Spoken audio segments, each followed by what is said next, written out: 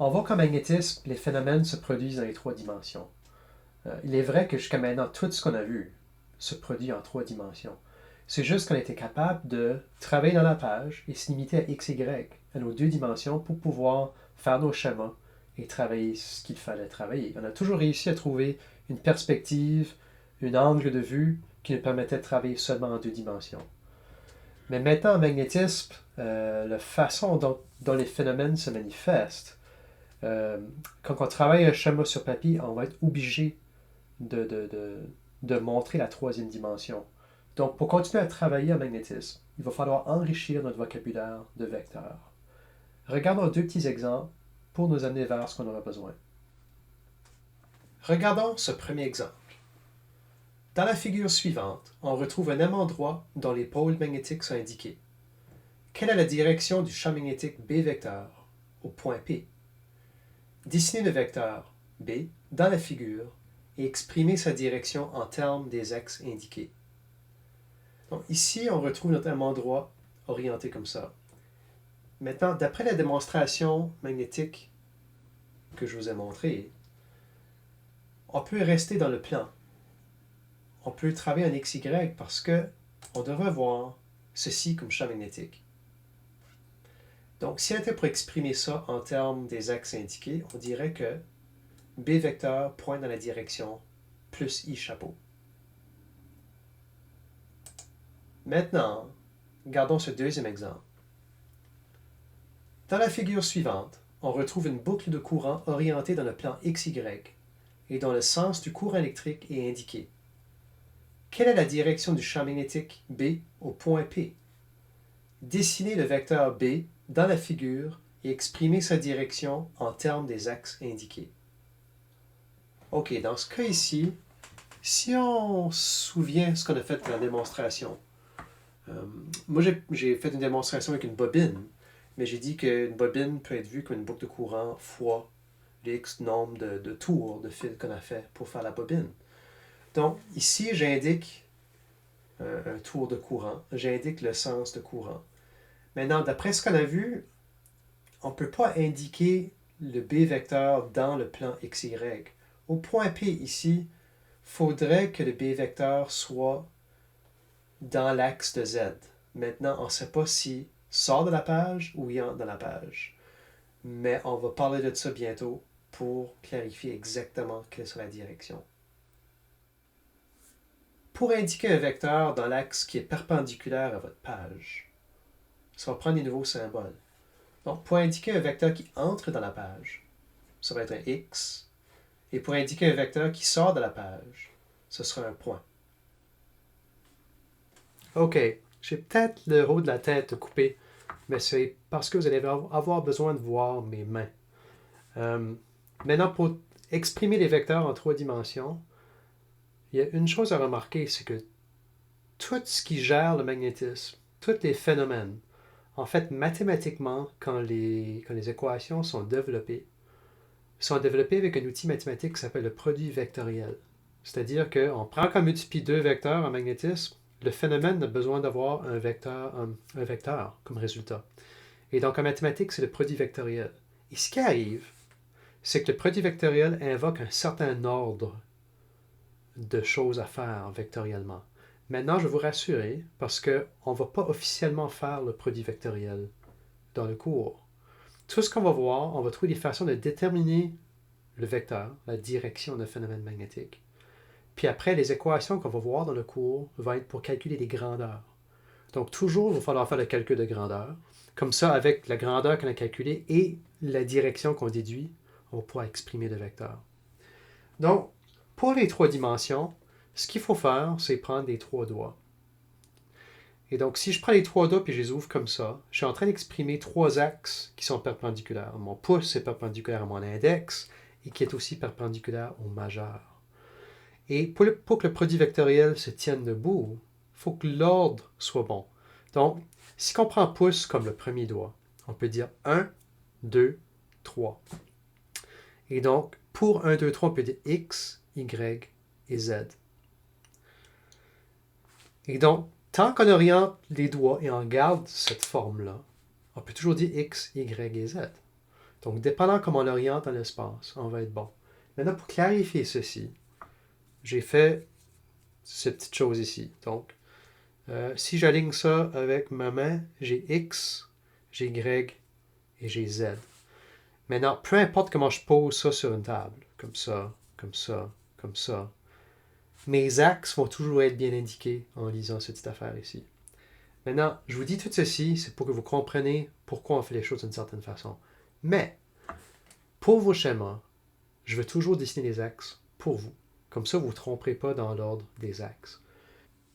Différentes possibilités d'axes en 3 dimensions. Si je couche mon XY sur votre page, vous avez XY classique, mais vous avez Z ici, okay, qui monte vers vous. Donc, sur la page, on indique le Z qui monte vers vous comme un point. OK. Si on regarde une autre orientation, possibilité des axes, au lieu de mettre les X de côté ici, je vais changer pour mettre mon Y là. Donc ça, c'est une autre possibilité d'axe que vous pourrez voir, que je pourrais vous dessiner. Donc vous pourrez avoir Y, Z, et dans ce cas-là, l'axe qui pointe vers vous, le point ici, ce serait X.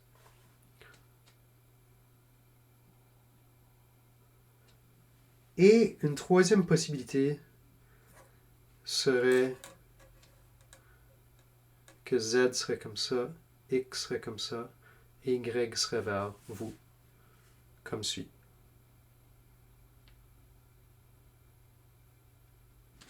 OK, maintenant je vais vous parler de la boucle de courant.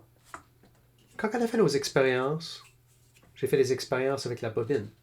On avait mis un courant électrique dans la bobine, et tout d'un coup, la bobine créait un champ magnétique, exactement de la même forme qu'un aimant droit.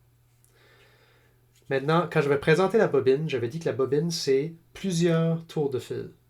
Je veux vous ramener à l'élément de base de la bobine, qui sera un seul tour de fil. Et c'est ce que j'appelle une boucle de courant. Maintenant, quand on a fait les expériences, je vous avais indiqué que j'aimais bien celle-ci parce qu'il nous donnait le sens du courant quand je branchais la bobine d'une certaine façon. Et après, je n'ai pas parlé de ça. On avait juste observé que, dépendant des 2 différents branchements possibles, on avait toujours un aimant droit, mais on aurait pôle nord d'un côté et pôle sud de l'autre côté. Et quand le courant est dans l'autre sens, les pôles est opposés. Maintenant, je vais vous montrer comment est-ce qu'on va déterminer la direction du champ magnétique créé par une boucle de courant. Et en fait, on va travailler avec la main droite. Parce que les axes respectent la main droite et qu'on développera toutes les équations avec la main droite, toutes les manifestations vectorielles, ça veut dire que tout va respecter ce que la mathématique veut pour le produit vectoriel. Donc, tant qu'on fait tout avec notre main droite, de la bonne façon, on va être correct. Maintenant, la boucle de courant, j'ai fait une petite maquette ici. Donc, j'ai coupé un petit morceau de carton et j'ai indiqué sens de direction de courant. Si je tourne de côté, le sens de courant, bien sûr, va dans l'autre sens. Comment est-ce qu'on va appliquer la règle de la main droite? Ce qu'il faut faire, c'est prendre notre main et faire une partie courbée. Donc, on prend les 4 doigts, on fait une courbe avec. Quand on fait ça, c'est pour nous dire qu'on a une partie du phénomène magnétique qui est courbée et l'autre phénomène magnétique qui est droit, le pouce. Donc, on va prendre la partie courbée pour l'aligner avec ce qui est courbé dans le problème. Donc, dans ce cas ici, on va aligner ce qui est courbé avec la boucle de courant. Donc ici, si ma boucle de courant va comme ça, prenez l'habitude de prendre votre main et aligner la partie courbée avec la direction du courant. Donc le courant s'en va comme ça. Je veux enrouler mes doigts pour que ça respecte cette direction de courant-là. Et en faisant ça, le pouce indique la direction du champ magnétique. Donc, si je détermine que je regarde ça, je superpose ma main et je trouve que mon champ magnétique est pointé par mon pouce, comme ça. Je vais juste ajouter ceci, là, pour nous le rappeler. Okay. Donc, si je me lance dans ça, ça m'indique que j'ai mon champ magnétique qui s'oriente comme ça. Et comme ça, si on regarde l'autre côté, le champ magnétique serait dans l'autre sens. Donc, si vous regardez la boucle de courant de face comme ça, vous voyez votre champ magnétique qui sort vers vous. Donc, quand vous dessinez sur une page, il va falloir que le champ magnétique soit indiqué par un point, parce qu'on sait maintenant que le point représente un vecteur sortant de la page. Et si jamais que vous avez ceci sur votre page, vous savez que la flèche s'en vient par moi. Donc, la flèche rentre dans la page pour vous. Et donc, ça, ce serait un X pour représenter ce vecteur-là. Maintenant, si je continue avec ma boucle de courant, ça, c'était juste une vue. On l'avait couché dans la page pour voir comment indiquer le champ magnétique. Si on tourne la boucle de courant du côté, j'ai fait des indications de vecteurs ici. Je m'explique. Donc, si vous avez un courant qui s'en va comme ça, okay? Donc, si je garde par exemple le haut, okay, le courant s'en va comme ça, comme ça, comme ça, comme ça. Si je regarde le haut ici, et je tourne du côté, ce côté-là de ma boucle de courant, vous voyez que le courant s'en vient par vous. Et c'est pour ça que j'ai mis un point là. Puis après, le courant descend ce côté-ci et s'en va dans ce sens ici. Donc, les X ici, c'est pour vous indiquer que le courant s'en va dans ce sens-là. Okay. Donc, comme j'ai pris ça avant pour faire ça et ça, ou si on avait ça, il aurait fallu que on mette notre main comme ça pour voir que le pouce s'en vient par moi. Maintenant, il faut prendre l'habitude quoi faire quand vous voyez ça, quand vous voyez la vue du côté de la boucle de courant. Donc, ce qu'il va falloir que vous fassiez, c'est que vous savez que la boucle de courant est courbée. Donc, il faut que vous preniez une partie courbée de votre main. Comment est-ce que vous allez interpréter le X en haut et le point en bas?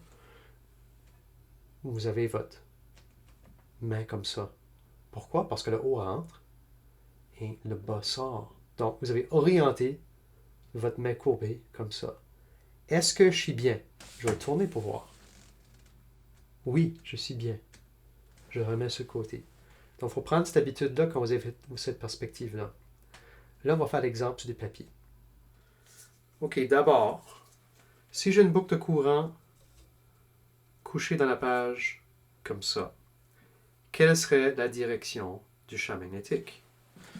Bien, ici, je prends ma main droite, qui est beaucoup trop grosse, mais en tout cas, si vous faites avec moi, vous verrez que le pouce entre dans la page, ou entre dans la table ici.